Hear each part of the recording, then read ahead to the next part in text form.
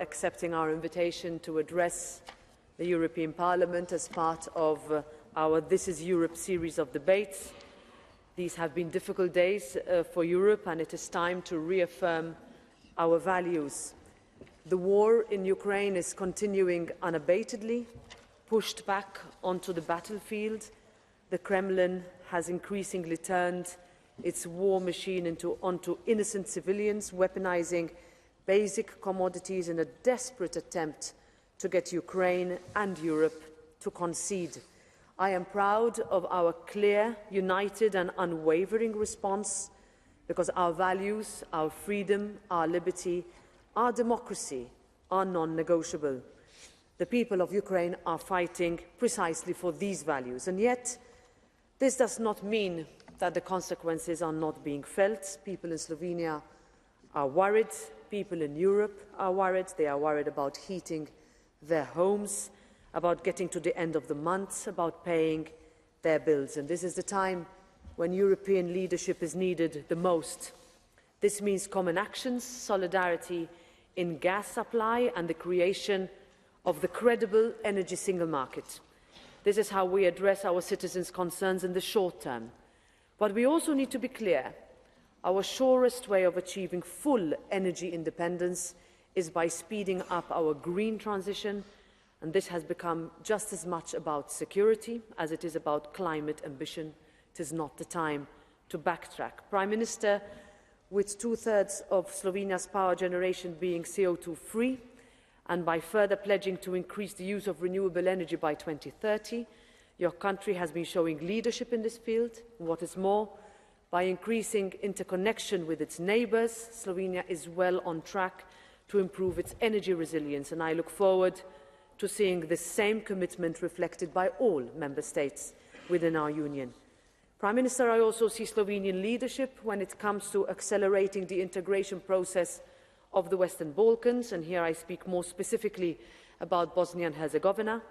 This year we have already seen with Ukraine and with Moldova what a powerful message EU candidacy status can give. And my hope for us is to have this same courage also with our friends in Bosnia and Herzegovina. Dear Prime Minister, dear Robert, the floor is yours.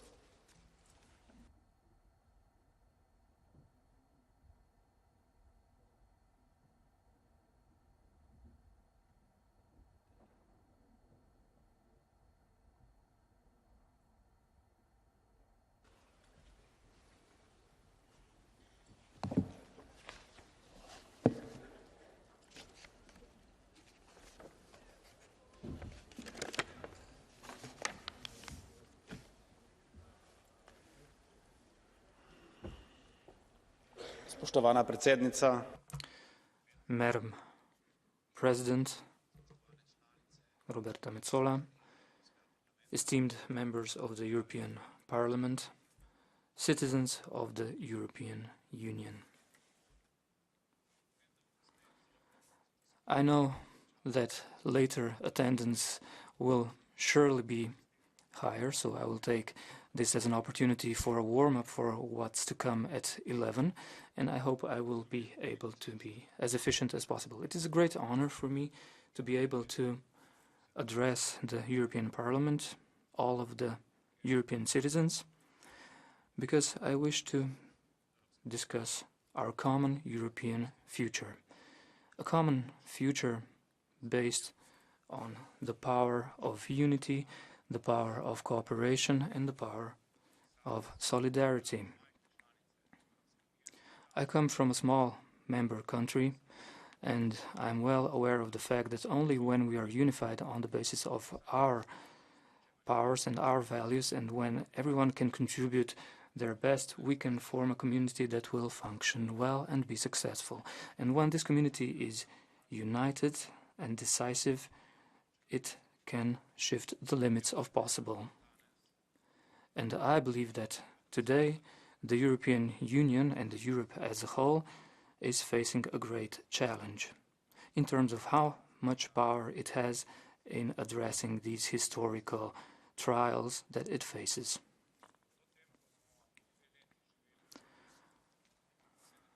After having lived through 2 years of the COVID pandemic, and I won't be discussing this today, we were forced, due to the Russian aggression, to face a situation without precedent after the Second World War.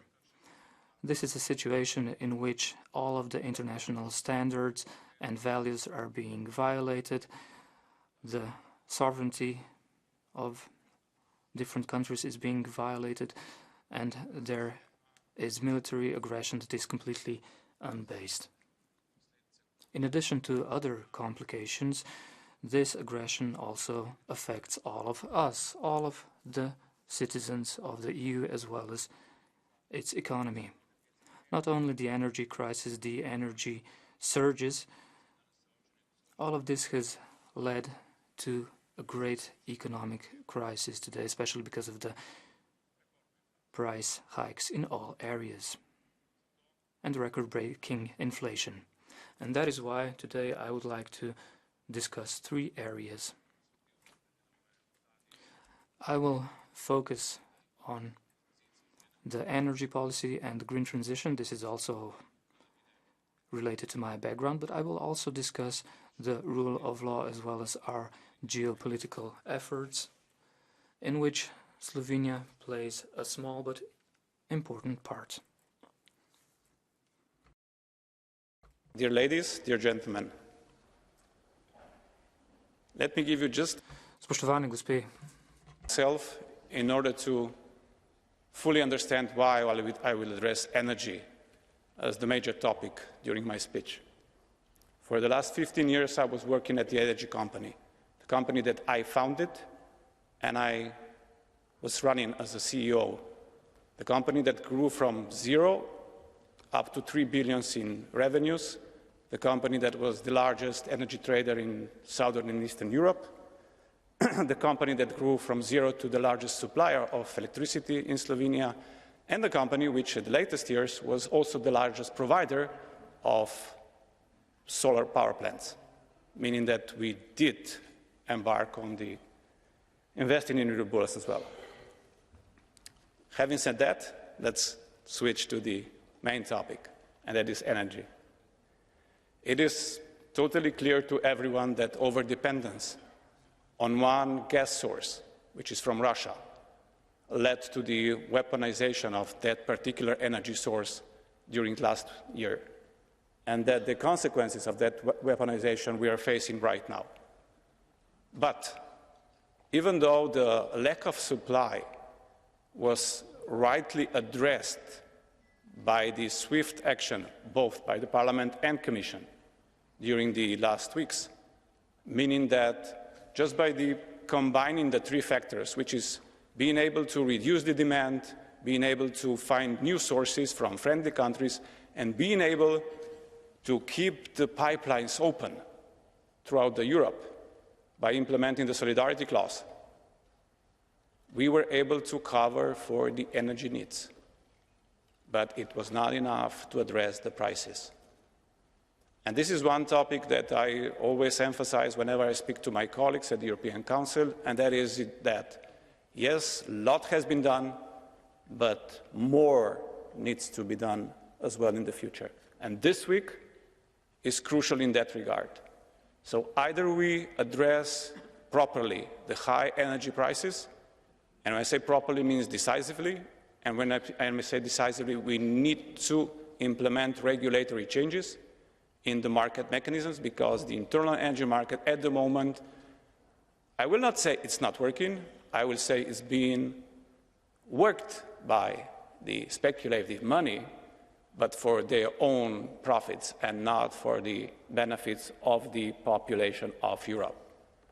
And this is where the responsibility of the European Council comes into light, because it's up to us to address this issue in the proper manner, and we already asked the Commission once to come up with a set of rules, set of measures which will adequately address this issue, and I cannot say that I'm happy with what the Commission has come up with. It will not work, it's not enough. We will need to be more decisive in order to reduce the volatility on the markets. We will need to be more decisive to eliminate spikes price spikes, and we will need to be more decisive when it comes to the gas price caps, sorry. And it's the energy ministers sit in the council of today. And I certainly hope and urge that they will come to a common decision by whatever means in order to show the unity, not to the population, but to the markets. Because we need to show the unity to the speculative traders. And remember, I made my living by doing that, so I know what I'm talking about. So we need to show them a clear message and unity that we will not be drained. We will not let them drain our budgets. We will not let them drain the global competitiveness of our industry for their profits. It's a very important message, and that's why I'm repeating it all over the place, and I'm doing it right now. But the future doesn't stop today and doesn't stop this winter, so we need to look forward, onward, and the green transition is actually not just the only way forward, but it is also the only way that addresses the three issues simultaneously. It does improve and it does bring autonomy, independence, energy independence to Europe. It is the only way to energy independence. It does mitigate climate change, because that's the only way how to reduce the impact of energy on climate. And it also, at the end of the day, it also brings lower energy prices. So we do address all three issues simultaneously, and that means that, again, we cannot linger. We need to move as bold and as ambitious as possible. If that means speed up the permitting process, well, yes. If that means building more, not just interconnectors, but more gas and pipe and power lines, yes, we do need more power lines at all levels. We can put them underground, but we need them, and we need more storage capacity as well to enable the grids to connect more renewables. And this is really the only way forward. And if we act bold and decisive, and if we link the wind potential of north with some potential of the south, put some hydro in the mix and some storage in between, yeah, in the next 10 to 15 years, we could be totally renewable in Europe. It is a vision, but it's doable. Okay, it might take us 5 more years than that, but it's doable, and that's the most important message. And for that reason, not just because of the energy crisis that we're facing now, we own it. We owe it to our children to do it now, because it's doable, so there is absolutely no excuse that we wait with our next steps when it comes to that. Before entering politics, while I was still the executive, I was also the EU Climate Pact ambassador. I was promoting and sincerely promoting it, because I was doing the energy trading, but for my soul, I was promoting the self-sustainable home energy systems. The systems where each of us that owns a home can become totally independent on himself, on hers or his energy needs, for all energy needs. Electric vehicle, sunroof solar, heat pumps, and the storage. By doing that, we helped thousands and 10,000s of households in Slovenia to become totally independent from the existing crisis. So they are not just helping the environment. At the moment, they are totally independent on the energy crisis. And the one thing that we are addressing all the time when it comes to energy transition, we are always addressing how do we deal with the energy for our machines, for our technologies. But we are overlooking one important thing. This is my second message. We are overlooking how do we address the energy that we need to fuel our bodies, which is food. Food system that we are utilizing right now is totally unsustainable for our future. Totally. Unless we change the food production and food consumption in a very thorough way, we will not be able to meet any of the climate goals. Because if the rest of the world would follow in our steps, we would need 7 planets just to sustain the food consumption, which is obviously not something that can be done. Now, of course, each of us can start the change in himself or herself, changing the diet. Of course, that's easy. Just switch from less meat. I'm not saying no meat, but let's consume less meat. Let's consume more plant-based food. Anyway, it's healthier, but this is not the story today. But in that way, we will help the planet, and we will help our children as well. Not just by teaching them how to be healthier, but also in teaching them how to be sustainable. But that's individual choice. What is the responsibility of the government or of the authorities? The main responsibility is the building of the awareness of scientific facts when it comes to food, plus, and this is important, to enable the choice. Enable the choice of healthier food to be available in public systems. That's what we did on a small scale in Slovenia back home, and results are amazing. We didn't have to force anyone, and 50% of consumers at a particular facility switched within a month on a totally plant-based food. It was an individual choice that was enabled by the authorities, not enforced. This is very important. Going back to the other thing where the responsibility of the government is even more, of the authorities even more crucial, is, of course, rule of law. And when it comes to rule of law, I will share a personal story with you. As you already remember, most probably, I was minding my own business, earning lots of money, and being quite happy. Up to a certain point when I realized that the rule of law in Slovenia is just being eaten away by the previous government. The judicial system was slowly being weakened. The freedom of speech and the media, especially freedom of media, was being taken away. And at a certain point in time, again, being happy, I just realized I don't want to live in a country where the rule of law is not existent. This is why I stepped into politics. This is why I stepped out of my comfort zone, not in my comfort zone. And this is why I stand here. And this is so important and that's why I realized that the rule of law is not something to be negotiated about, but it's something to be enforced. And that is the responsibility of all of us that are in the political system. By saying that,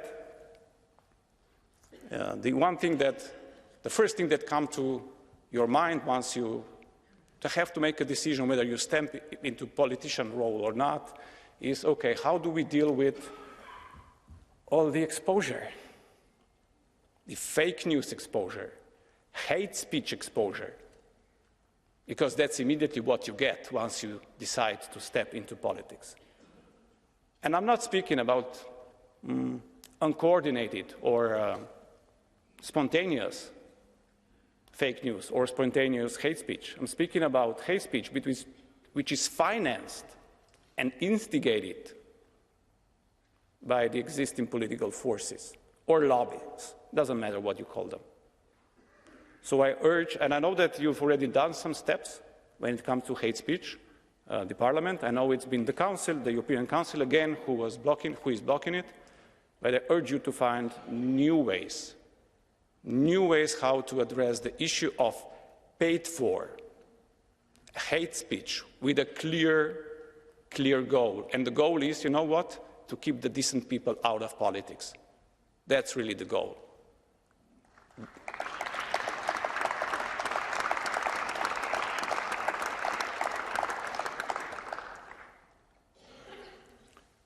I know there is a fine balance between the freedom of speech and the hate speech, the measures against one and the measures to really improve the freedom of speech. And I'm pretty much sure you will know how to strike the balance. Because the freedom of speech, especially social media, they do play an important role when it comes to really bringing things to our awareness that would otherwise stay hidden. And in this regard, I would like to especially address the Iranian situation, which would not be noticed by anyone in Europe because of the censorship unless there would be social media. And all the efforts done especially by the Iranian women, and with their inventive, non-violent ways of protesting against the brutality of the regime and for their human rights or women's rights, is something to be really proud of and to give them support as much as possible.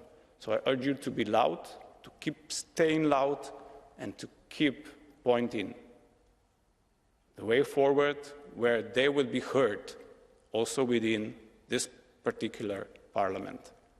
I know lots have been done, and I urge you to do more. Let's show them that we do know what our geopolitical responsibility is, even though most of the time, again, within the European Council, that's not the case. Okay, I'm switching back to Slovenian now, sorry.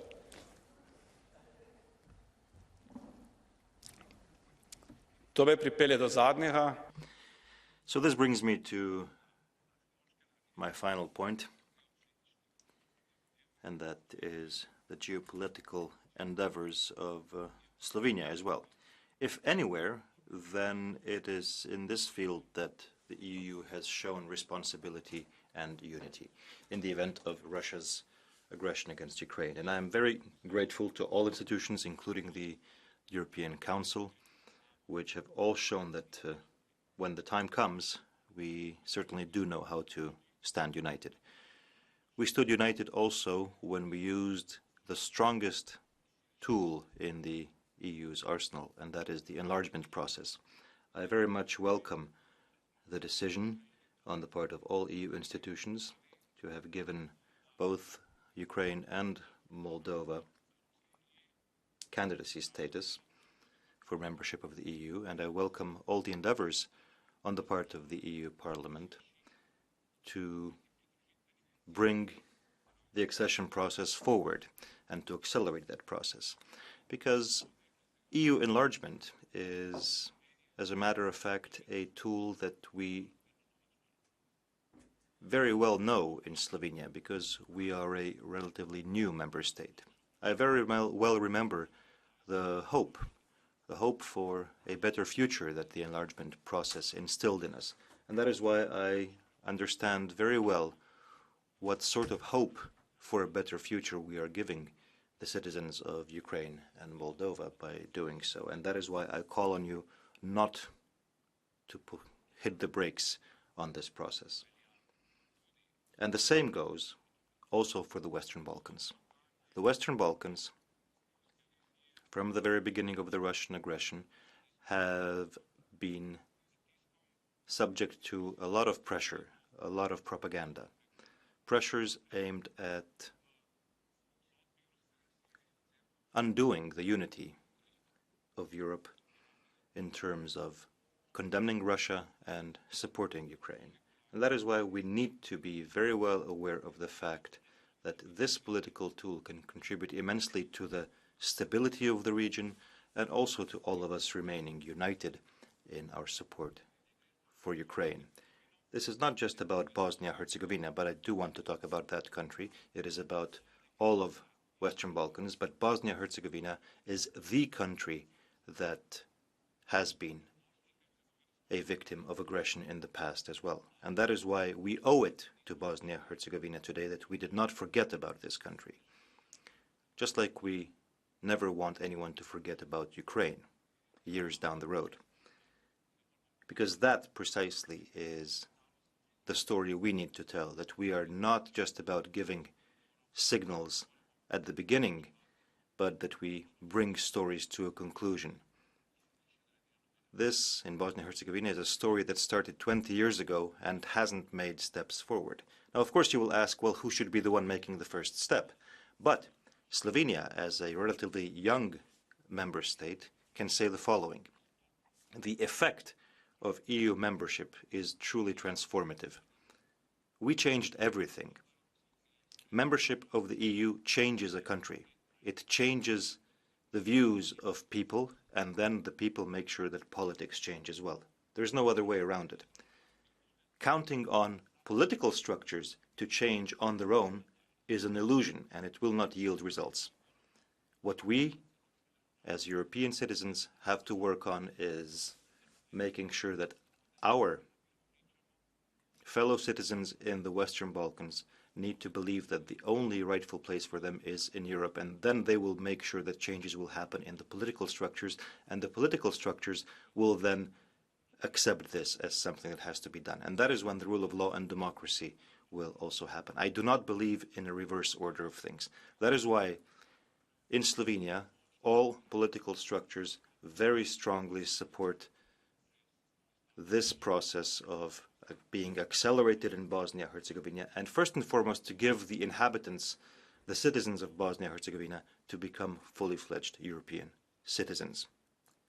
Truly concluding now, Slovenia is a proud member of the European family, and it is in fact our great satisfaction that we will be able to participate in building Europe's future, not only together with the existing EU member states, but with all of Europe. We are of the belief that this is the path that is going to lead not only to peace, but also to prosperity and welfare for all citizens, all inhabitants of Europe. Thank you very much.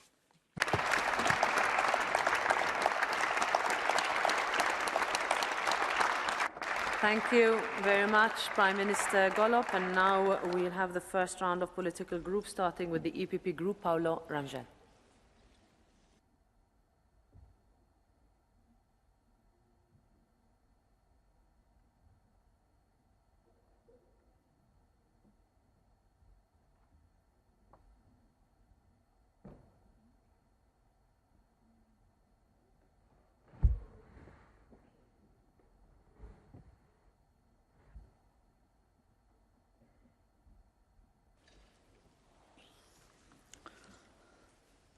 Dear President, dear Prime Minister Golob, let me warmly welcome you in such a bitter moment for this Parliament. Slovenia was the first country of former Yugoslavia to join the European Union.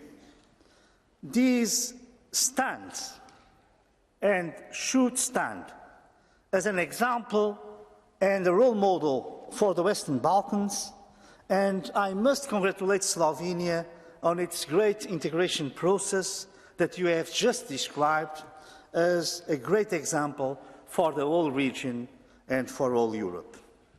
Secondly, congratulations on your new president, the first female president. Despite she is not from our political family, this is always a very positive and progressive step towards equality, and that should be here, naturally, a point of order. We have, however, some concerns, including on rule of law, which we must share and which is also the point of this debate. First, Slovenia itself has suffered from internal border checks before, but now we hear that you may consider introducing internal border checks of your own after Croatia joins Schengen.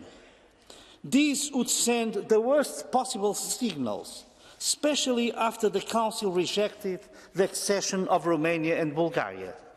If it happens, the European Parliament will be ready to scrutinise any undue violation of our freedom of movement in Slovenia or elsewhere in Europe. Second, there are some concerns Regarding the rule of law, we are paying close attention to the changing of laws ruling the media landscape in Slovenia, done in a rather unusual and urgent procedure. And let me tell you that the resignation of the Interior Minister after allegations of political pressure regarding the police is also troubling. I, who so often criticise here recent developments in Spain, or even in my own country regarding concentration of the power of police, I have to mention this case here as well. Does this not trigger a rule of law alert when we speak about interference in police commands? Finally, Slovenia is an example in the support to Ukraine in the current war, in humanitarian, financial and military aid, as you have pointed out. However, it is concerning that the members of the European Parliament that support your government did not support the resolution of this House recognizing Russia as a regime sponsor of terrorism. How do you assess this reluctance to support Ukraine in all possible ways?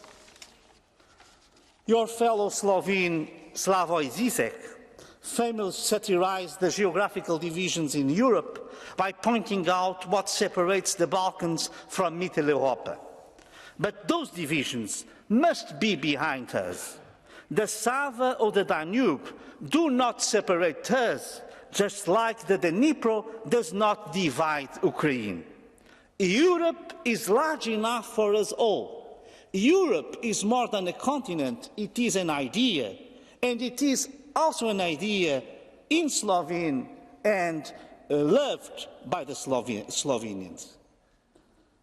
Even though today we meet in Strasbourg, let me recall a small piece of Brussels, near the Schuman roundabout, not too far from the European Parliament, stands a memorial with the first line of your national anthem, Žive naj uzi narodi, God's blessing on all nations. In this difficult winter, in these difficult times, let these words, these Slovenian words, this anthem by the great French president echo throughout Europe. May all our nations thrive. Žive naj uzi narodi. Thank you very much, Mr. Rangel. Now, on behalf of the S&D Group, Milan Brigels.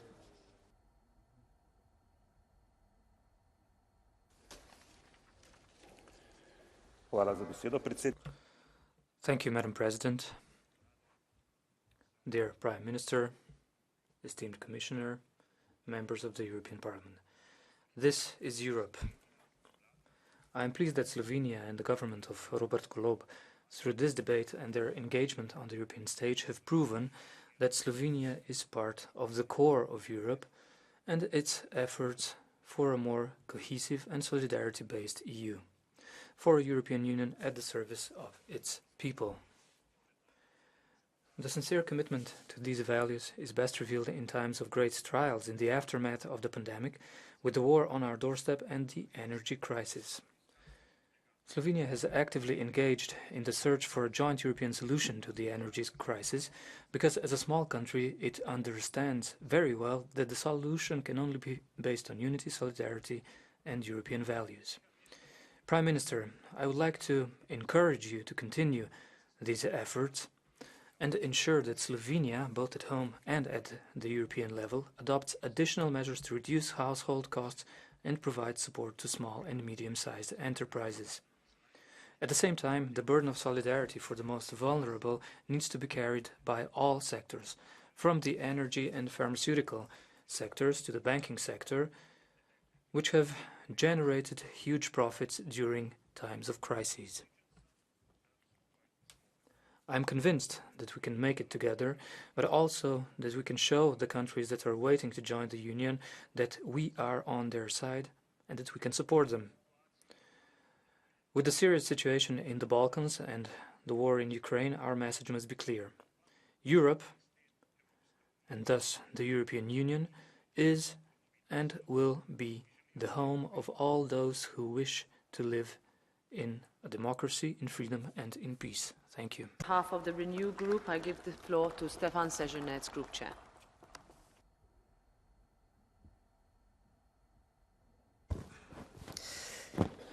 Merci, Madame la Présidente. Thank you very much, Madam President. Prime Minister, ladies and gentlemen, since May, Slovenia has impressed us with its new European commitment. It has also become a role model for us to follow when it comes to integration. You mentioned that. We're very proud to have you in our political family in Renew. Environmental transformation and new economic appeal are at the heart of your government and the actions taken, fully in line with European climate objectives of sovereignty. In a way, you have put Slovenia back at the heart of Europe.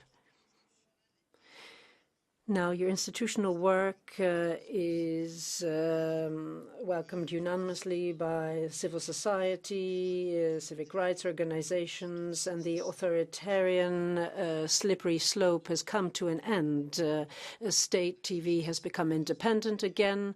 The justice system can do its work against a calmer backdrop over the last few months with you at the helm of the government. And vote after vote, it has shown that the populist experience of your predecessor, Mr. Janša, was a complete failure economically, socially, and politically. Now, what has just been said by you, Mr. Rangel, doesn't surprise me. We have heard EPP slander against Slovenia since the defeat in May. EPP MEPs are officially pro-European, but they have often supported and even provided excuses for Mr. Janša's insults on the social networks, and I think that we have been the victims of this. You have also insinuated that there was foreign meddling or influence in the elections. And in the elections, you defended the harassment of certain journalists. Journalists that were vilified by the government at the time. So on behalf of my group, Prime Minister, I'd like to assure you that you have the support of most of the MEPs here, and you are determined to support and encourage a calm political debate in your country. And my group very much hopes that Slovenia will be at the heart of Europe and that the path that the Slovenian people have chosen will inspire other European people, such as the people of Poland and Hungary. And you have the support of Renew Europe. Thank you. I give the floor now to Philip Lamberts, the co-chair of the Green Group. Dear Prime Minister, welcome. Welcome to the European Parliament. It's good to hear sincere words of, I would say, a decent person who is in politics. We have at least two things in common. I started my career in the private sector as well for 22 years. And what made me enter politics was the fact that in my municipality, the same party had held majority, absolute majority for 65 years. They considered power as their property. And this is why I said, well, I need to step in, because a former prime minister in Belgium once said, you know, politics, once all the disgusted people will have left, only the disgusting one will remain. And so we don't want this to happen. So welcome, and it's such a relief to see Slovenia under your leadership stopping the slippery slope and reversing the slippery slope on which it was. We are witnessing within the European Union enough of trampling on rule of law and European values not to see it happen in one more member state. And that was exactly what was happening in Slovenia. So for all this, thank you. I'm really happy that you are there. I have also been touched by the fact that you have been tearing down fences. You know, asylum and migration are serious challenges, but you understand that indeed it is beyond the capabilities of any single member state to find a solution, certainly not with barbed wire, and that we need common response to that in solidarity with each other. And again, for that, thank you. Now, you said a lot about energy and about the green transition, and of course, there's a lot with which we agree. You are remarkable because you are the first head of government that I hear asserting that there is speculation on the energy market. You know, when I engage with the Commission on that, their answer is no. The price reflects market fundamentals and only market fundamentals. And yes, we have to go after that. I totally agree with that. Now, is the price cap the best way? Well, maybe there are other financial regulation instruments like position limits and curbing the entry into market of some players that we need to activate. And there we are totally your allies on this. Now, on the green transition, I know that you feel that this is absolutely crucial to our future.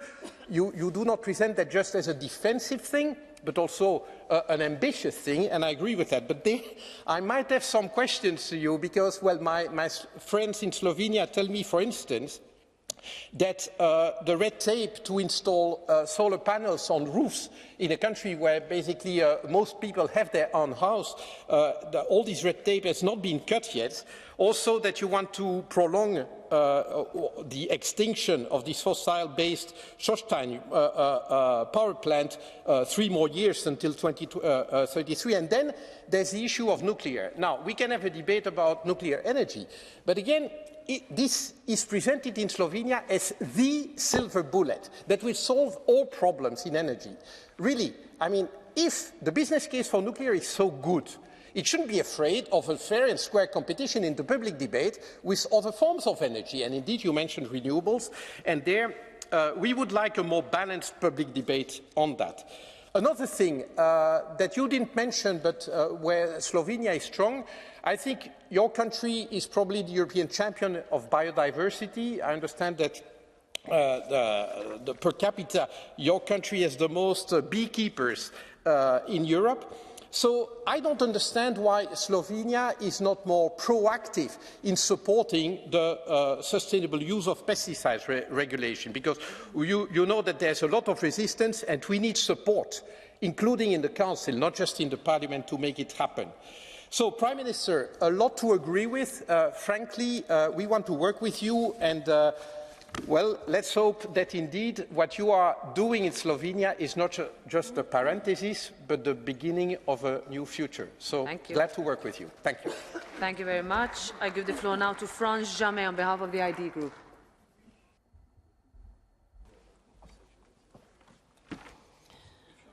Oui. Un Français sur 3.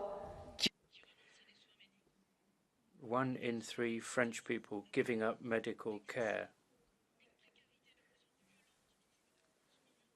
11 million French people suffering currently. Our companies moving abroad.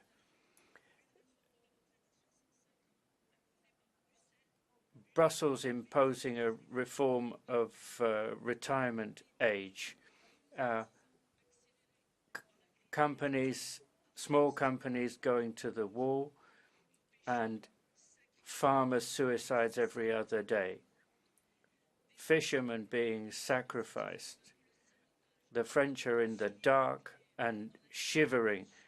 Our nuclear sector has been sacrificed by and sabotaged by Brussels to deprive us of our energy security. We have a climate of recession. Alongside massive immigration. That's what Europe is, Mr. Séjourné, where our compatriots live. Europe is Brussels and technocracy and globalization. That's your Europe. You can have it. Our Europe is the power of the people. Our Europe is a Europe of nations that have taken us through the centuries with diversity and progress and given us influence across the world. That's the Europe we defend with economic patriotism and respect for the economic sovereignty of nations. Our Europe is not the European Union. They are fundamentally irreconcilable. But you can be sure that it's our Europe that will survive. However, when you have a prime minister of a country that you could engage with, that you don't use this opportunity to do exactly that. On behalf of the ECR group, I now invite Ladislav Ilčić to take the floor. Hvala predsjednice, poštovani premijeru. Hrvatska I Slovenija su susjedi. Croatia and Slovenia are neighboring and very friendly countries. I hope that Slovenes will root for Croatia this evening. I have two questions. One concerns a topic you didn't touch on in your speech, and that is security and rule of law in the context of illegal migration. The EU is at a turning point. There are those within the EU who advocate a responsible approach and border control, sending a message to migrants that they shouldn't even try to cross the border illegally because they will not succeed, and then they will avoid doing that. We have a lot of humanitarian disasters. There are those who advocate a soft approach, sending a message to migrants, well, come, you'll manage to cross the border somehow. They're not only sending out this message, but they're saying not only that it's possible to cross the border illegally, but that they will help them to do so. You can see, for example, things such as the Viking ship in Europe, where there is an active cooperation between these organizations and the people smugglers. So my question is, will you help in the responsible protection of the Schengen borders? And how will you contribute to safeguarding our common border, especially with respect to the resignation of Tatiana Bobner, your previous Minister for Internal Affairs? You also spoke a lot about energy and energy shortages. I think it's already clear that this started to happen even before the aggression of Russia against Ukraine.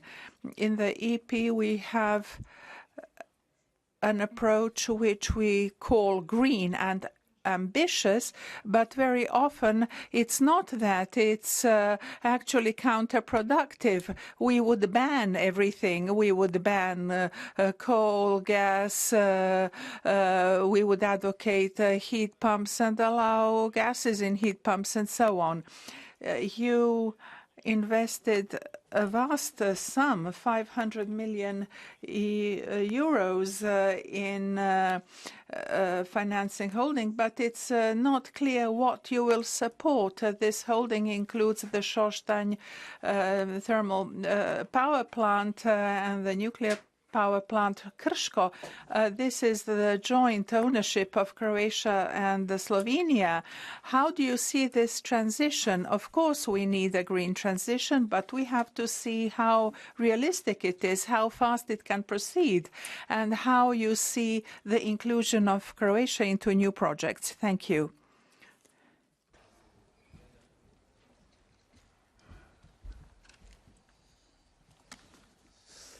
Monsieur le Premier ministre, bienvenue. Prime Minister, welcome. Welcome as a CEO, a company leader who stepped quickly into Prime Minister's shoes. Fantastic. Perhaps I could pick up on something which you didn't really talk about when you spoke. Social dumping.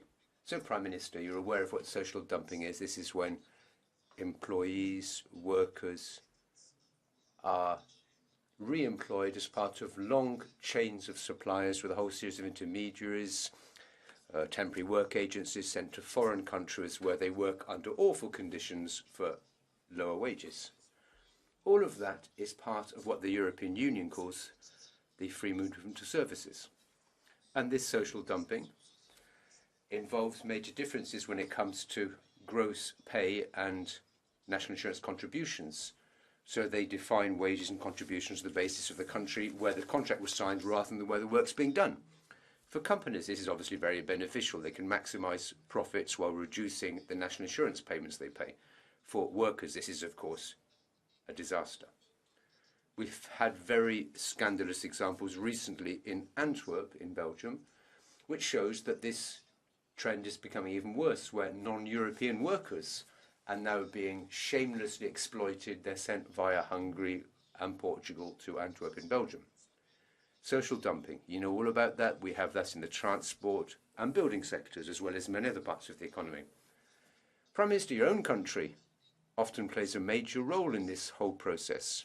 Such a major role, in fact, that the E2UC, the European Trade Unions Confederation, has recently started legal proceedings against Slovenia, possibly under pressure from larger countries, which encourage them to do that. However, I've looked at the figures. Approximately 1/3 of workers in the Slovenian building industry have been sent to work abroad. That's the highest percentage for the whole of the EU.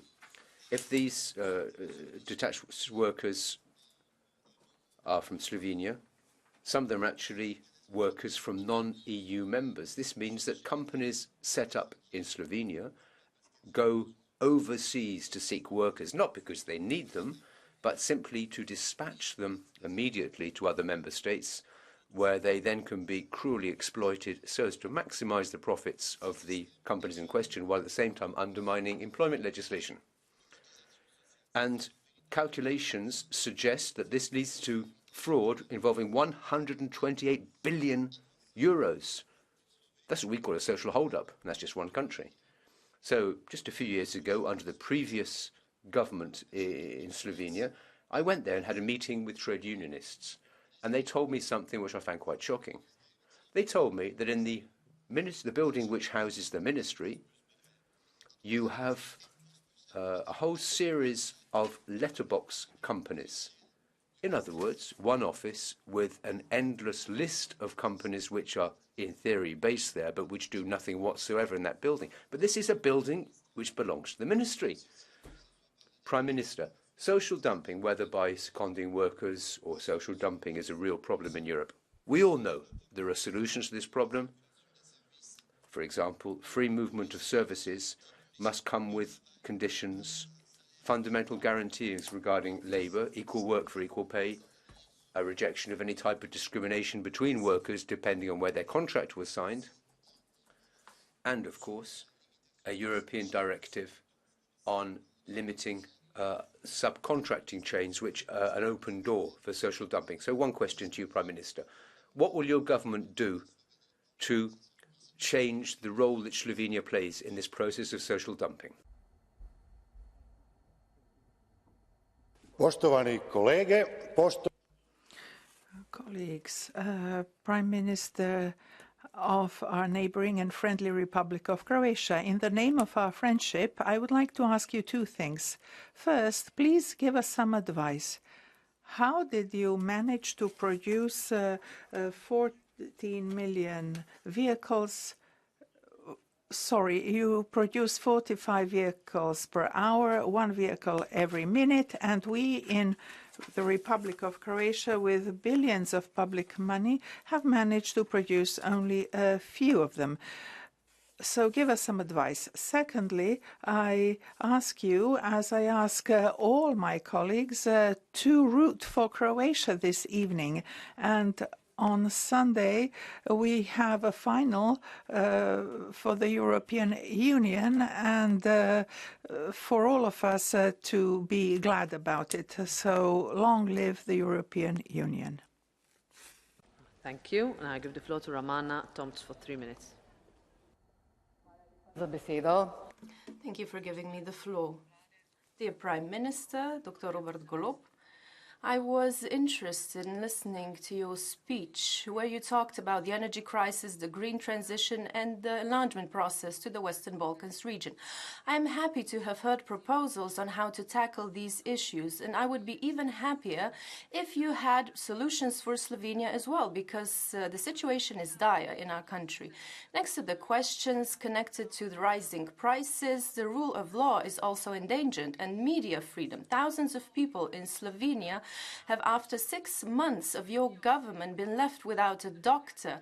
The citizens are paying one of the highest prices for energy in Europe. They are worried how, next to the rising inflation, they will survive the winter. In the economy, there have been warnings that your measures are too slow, too complex, and not efficient enough.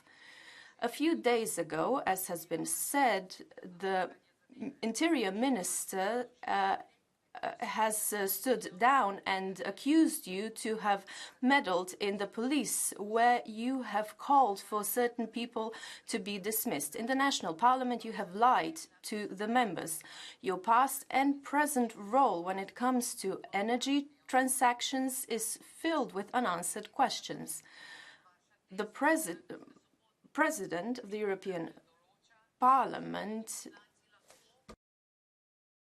The President of the National Parliament has been comparing policemen to inappropriate persons.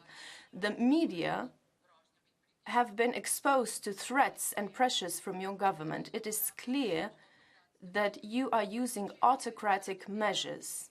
Yesterday, one of the co-founders of your party has resigned from it, and it is clear that there are people who do not agree with your measures. You are trying to come to power in all institutions and try to silence the media that have been critical to your dealings. Unfortunately, your actions at home do not show what you are talking abroad. It is difficult to reach you because you are protected by media and political activists. What you are doing is far from democracy, and it is not consistent with European values.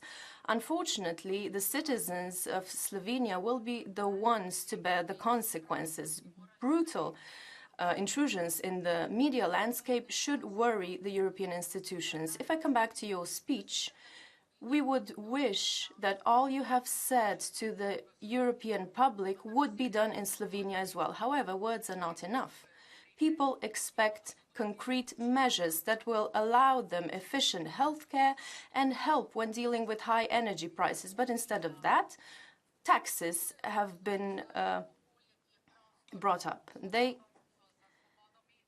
expect a free media landscape. The economy needs measures immediately, not next winter. And we all expect for you to respect the rule of law and to stop destroying democracy and setting up an authoritarian system in Slovenia.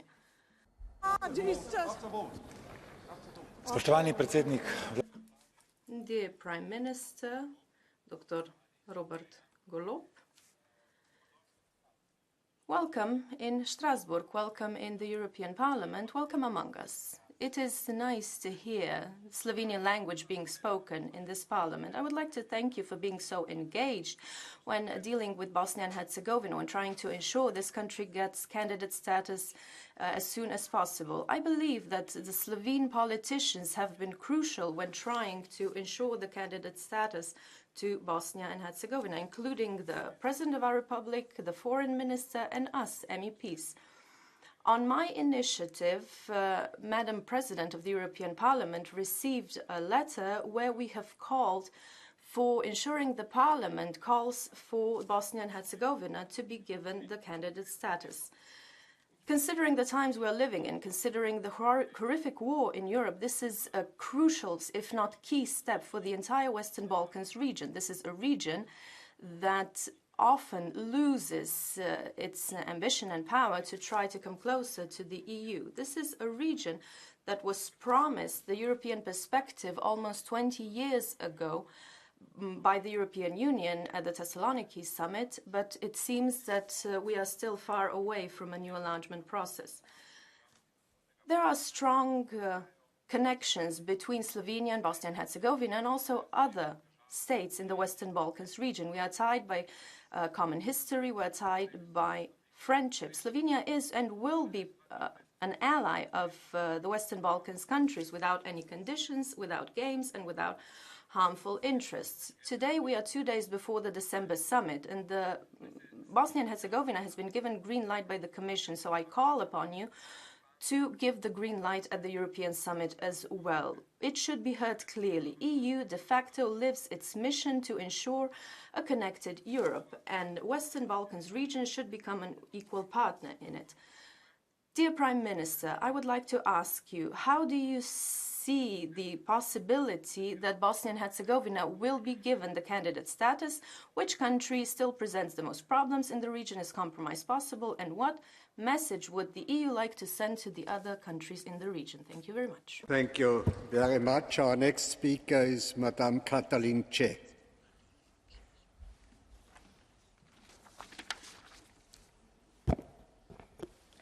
Thank you, Chair, dear Prime Minister Golob, dear colleagues. Thank you very much, Prime Minister, for addressing this chamber today and sharing your vision for the future of Europe, a vision that I was so pleased to hear in this chamber. Protecting our European values, standing up for the rule of law, facing the climate emergency with courage and ambition, our group, Renew Europe, is wholeheartedly behind you in the fight for these issues. It's so important. But also, as a representative of the Hungarian Momentum movement, the youngest opposition party fighting Viktor Orban's illiberal populism, I also wanted to talk briefly about what I believe this year's election in Slovenia meant for us and also for Europe as a whole. The government of former Prime Minister Janez Janša alarmed Europe, and rightfully so. It has shown that no country is immune to democratic backsliding.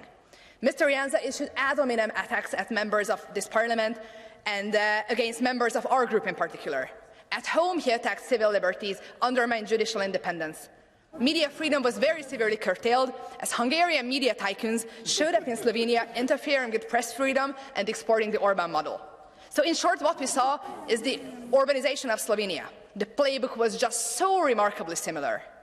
And this is why the election victory of the freedom movement has such a broad Europe-wide importance. First and foremost, it gave us hope. Hope that the global democratic backsliding trend can be stopped and it can be reversed, that the values of liberal democracy and environmentalism can prevail against illiberal populism, also electorally. But colleagues, the steady erosion of our European values and the trend of democratic backsliding did not stop. And we also still hear talking points of wannabe autocrats echoed by major political groups in this House. There is so much work to be done for the European Union as a whole to defend our values. So I believe that the new government in Slovenia has a very deep understanding, but also a strong credibility to stand up for European values. One key priority must be media freedom and a strong EU-wide regulation for media markets. We are looking forward to your leadership on these issues, Prime Minister. Thank you. Danke, Frau Kollegin. Thank you very much. The next speaker is Thomas Weitz. The Commissioner, dear Prime Minister Robert Golob, first a short comment to our Conservative colleagues. Geographically, Paulo Rangel, Slovenia is an alpine republic. And to the former speaker from Janša's party, it was your government leaving a devastated healthcare system to your successor. So don't blame the new government for your failures. But now, coming to my actual speech, thank you so much for coming to the European Parliament. And congrats once again for securing a progressive, a pro-European, a liberal democracy-oriented majority in my so dear to my heart neighboring and also partly living country, Slovenia. Thank you so much for that. And also, I want to personally thank you for your strong support for the integration of Western Balkan countries towards European Union. It's very important to have you as one of the pillars of further negotiations. We need to accelerate. We need to keep our promises. It's important for the citizens, but it's also important in terms of security, economy, and environment. So thank you very much for that. Indeed, I also have a critical question that I would like to ask you, and this is especially towards you as an energy expert. You know that nuclear energy takes long to be built. You know that it is causing a harm to environment. You know that Grishko is built on an earthquake line, on a geological unstable region, and you know that renewable energy is much cheaper and much more effective than nuclear energy. Please explain to us, why do you want to build the second block while Slovenia has all the options on the table to go for solar? And please also tell us how you will enable households to also deliver electricity to the system and not just supply themselves. Thank you very much. Danke. Ich bitte Sie alle. Thank you very much. Could you all please stick to your times? We need to start our vote on time. Our next speaker is not there, so we move on to Mr. Brzezinski. Go ahead, you have the floor.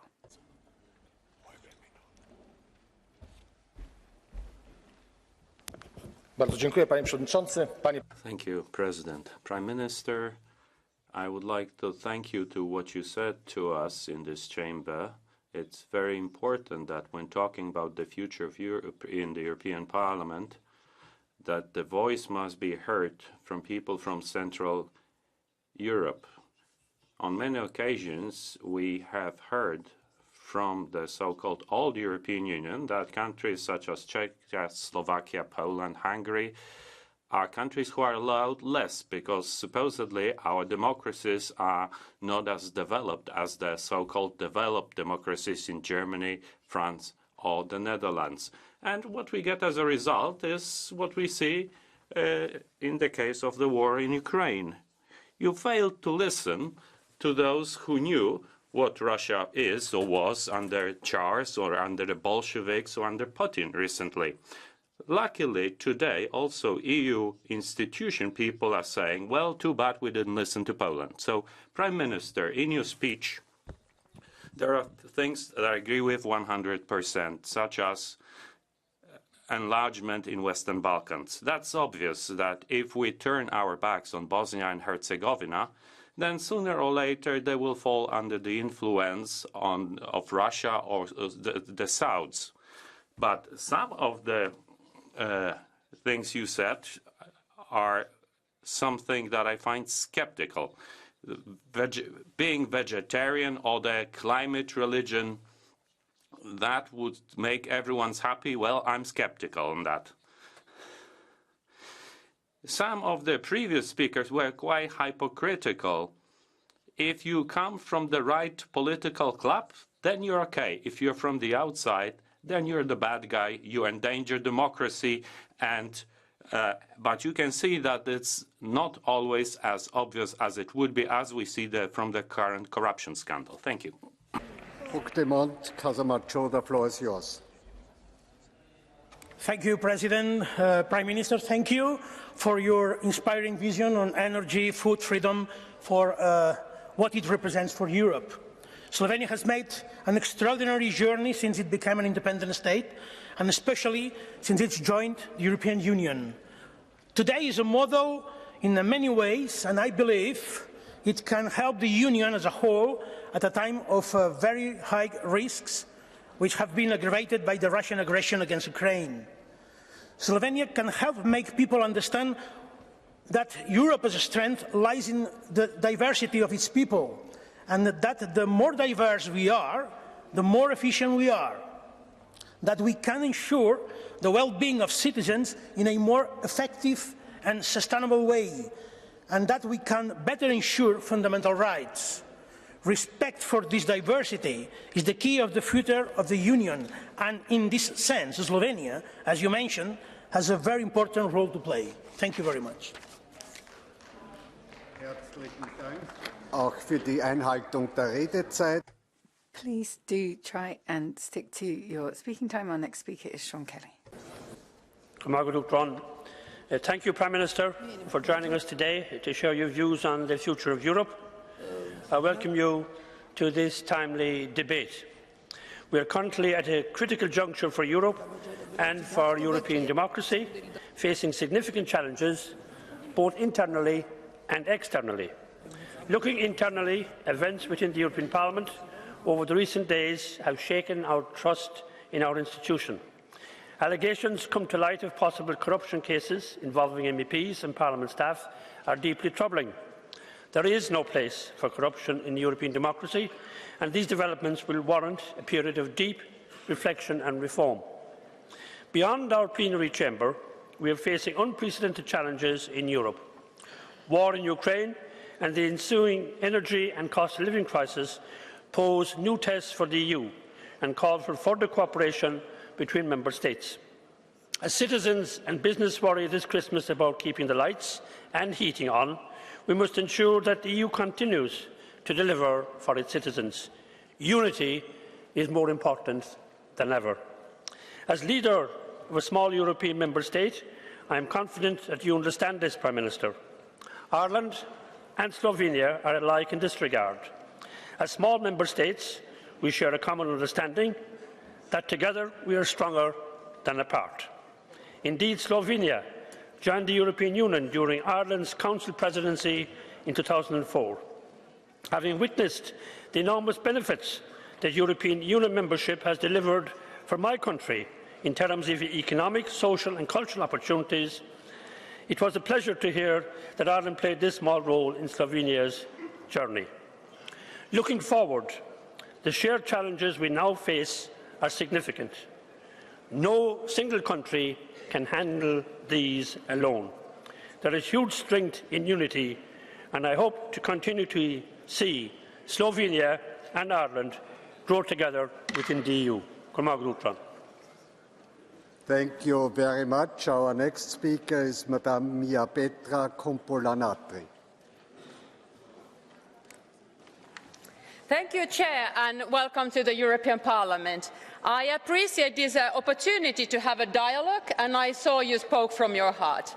We all know the greetings of the past government, Jansa's government, and we are so happy that only in 5 months and 12 days you have delivered. Not everything can be changed, but you see the government building the common Europe and showing that the small country can play an active role on way forward on the transition that is so important, even in the time of the crisis.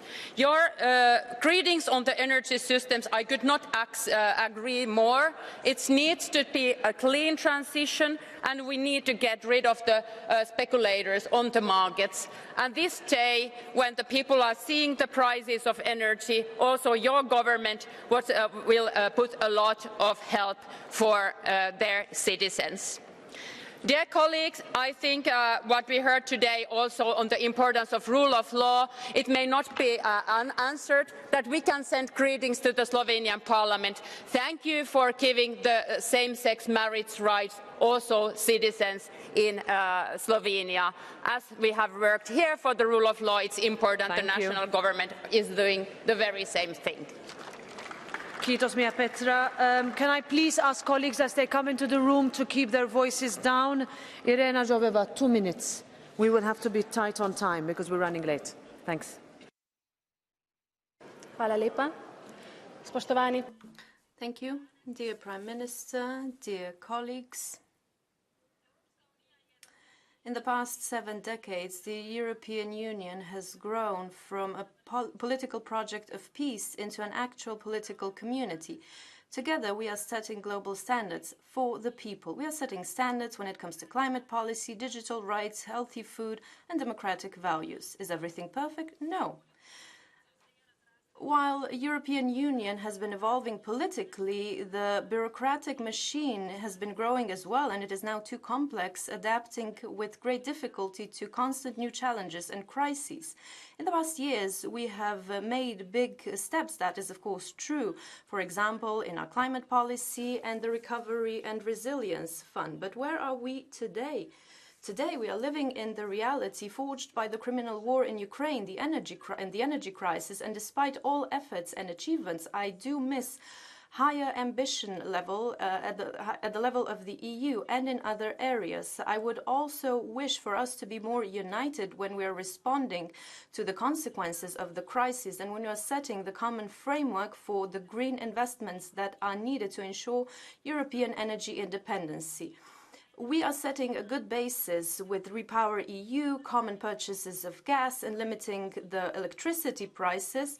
But in these days, we're also talking about an unfair American anti-inflation act. So we should also find the political power, political will to respond as Europe, for example, to set up a new flexible fund for dealing with crisis.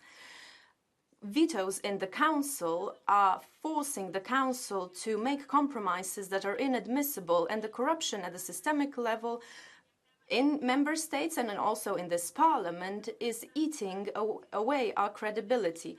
So that is why we need institutional reforms, and for that we need to open up the treaties, do away with unanimity, democratize our processes, and ensure a public narrative. 1 minute. Thank you.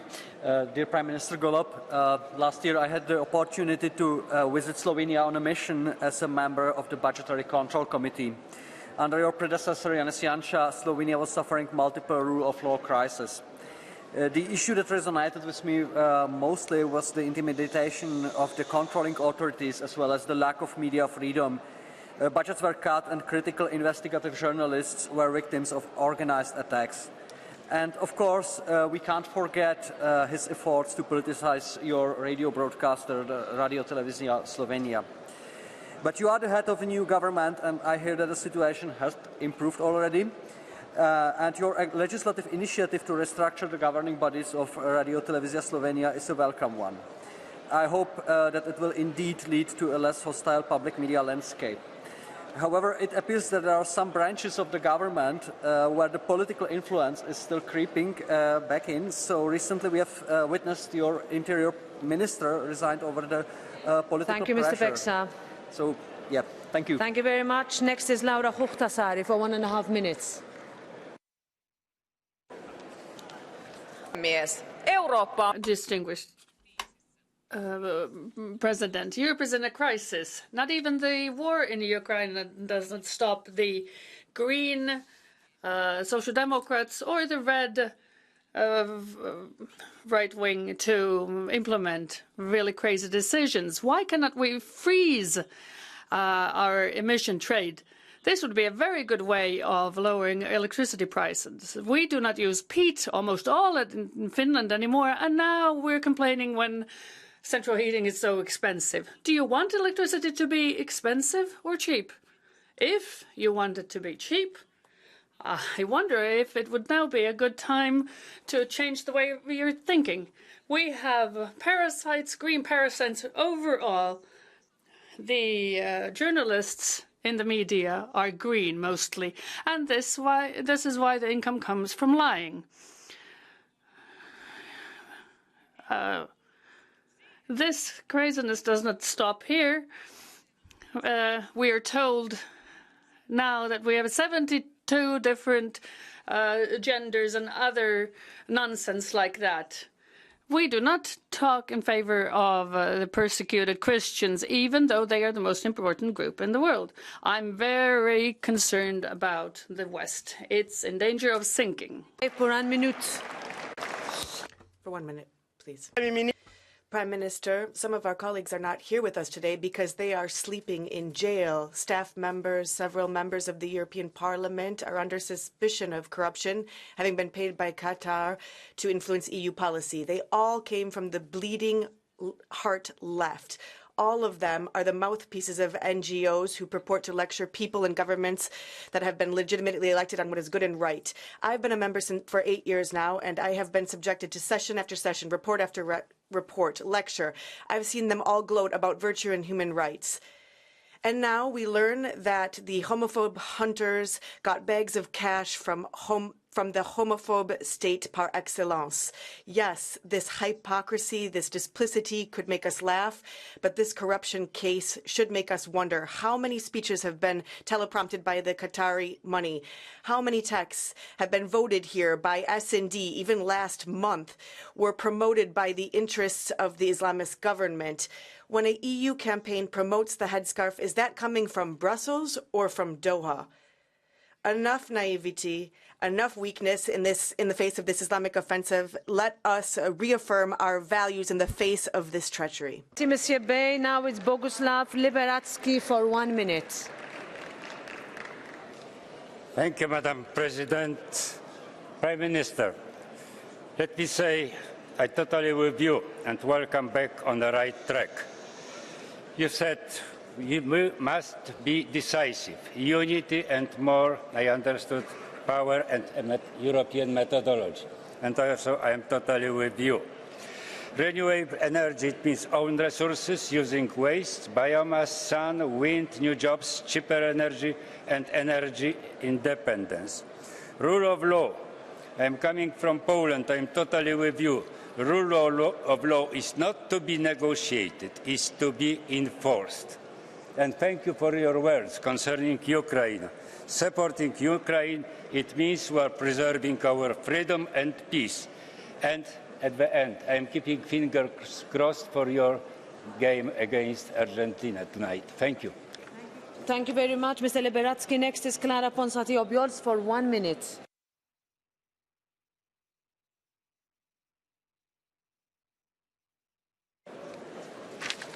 Thank you, President. Prime Minister, in 1991, U.S. Secretary of State James Baker solemnly declared that neither the United States nor the European Community would ever recognize an independent Slovenia. Less than a year later, both were among the first to recognize the new country. The lesson is simple. Self-determination must be pursued regardless of the opposition of world powers that always will protect the status quo. This also means that states only recognize the exercise of these rights when it suits them geopolitically or when they think that rejecting it causes more trouble than accepting it. And that's why it often becomes a mess and a source of instability. The EU should change its stance on self-determination and grant a safe and clear path for minorities to exercise it within the Union and for doing it with the rest of the world.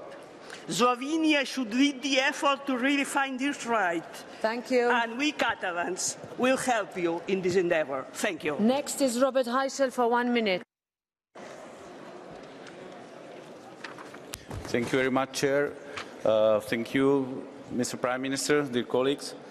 Slovensko je určite inšpirujúcim príkladom pre všetky krajiny západného Balkánu. I think Slovakia is an example for the Western Balkans who are striving for EU membership. So it is good that a lot of time and effort is being put into this region. We have seen the Russian invasion in Ukraine that has really changed the geopolitical situation.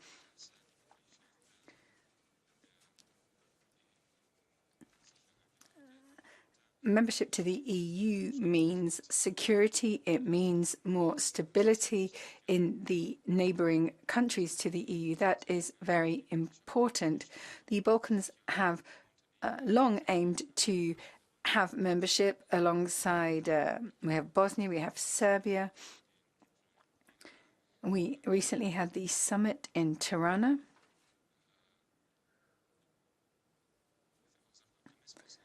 I think it has led to increased optimism in these countries. I think it is good that we can mutually help each other. Thank you. Merci, Madame la Présidente. Thank you, Madam President. Mr. Golob, it's a great honour for us to be here in the chamber today to have this debate with you.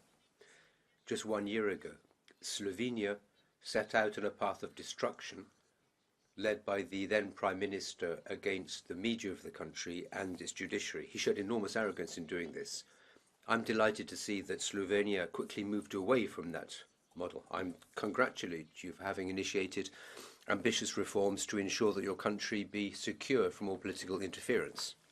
What you've done to reinstate political and individual freedom should be a model for the whole of Europe.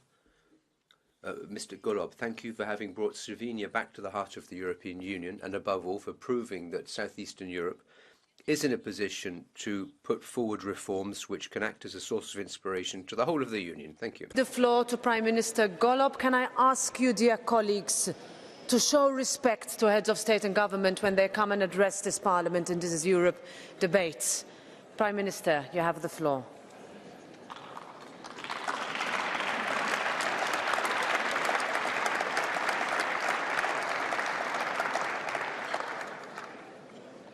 Dear members of the Parliament, dear Roberta, glad to be here again now. I have a bigger audience now. Obviously you enjoyed my previous speech so much, you came to listen, all of you. But let me reiterate certain things that are so important that I don't want you to miss.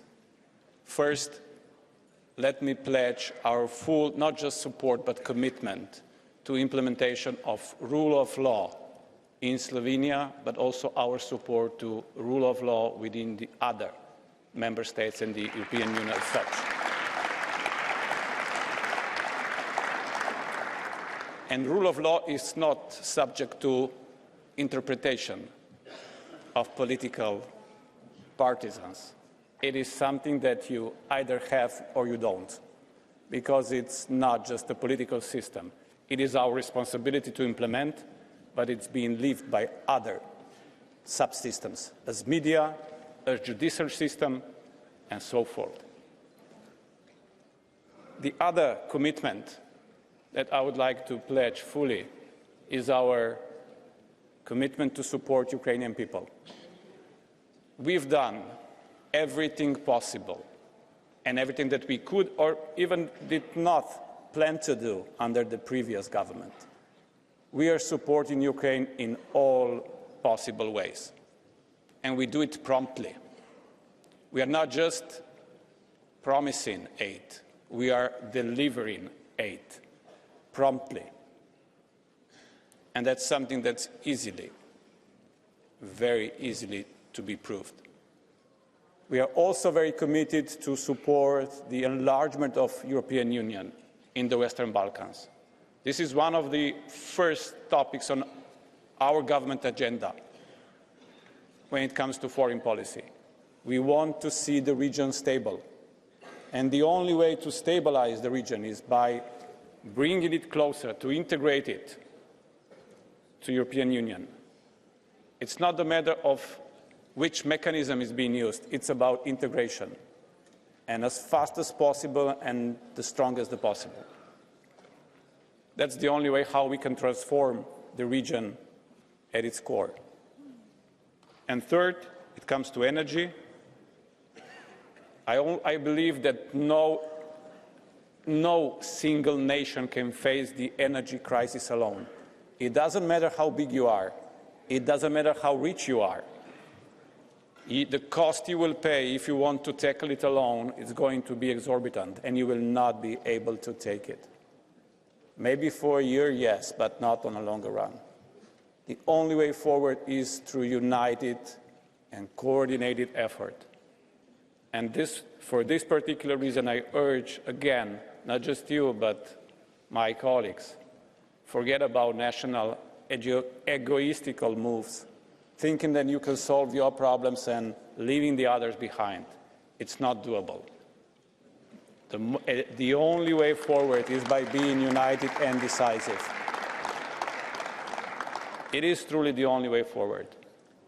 And that is also the only possible message that the speculative traders who are ruling the energy markets of Europe right now will understand. And let's leave the floor with that.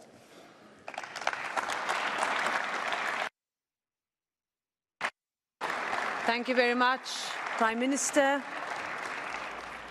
We move now to the votes, but I understand there's a point of order to be made by Mr. Blasko-Hinek first.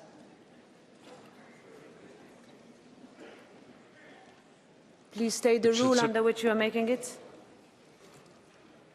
Vážená paní předsedkyně, kolegové, kolegyně, s využitím článku 195 mi dovolím pronést několik slov. Under Rule 195, please allow me to raise a point of order, Madam President. Somebody here posted a disgusting picture on the door of my office. This is an example of completely unacceptable pressure, when it's perfectly comparable to people who call on social networks for citizens to attack people of different views. Similarly, the drawing up of lists of such people and references to internment. We are supposed to be living according to European values. Such people should be ashamed of themselves. First of all, we will vote on a proposal from the Conference of Presidents for the early termination of the office of our Vice President of the European Parliament, Ms. Eva Kaili.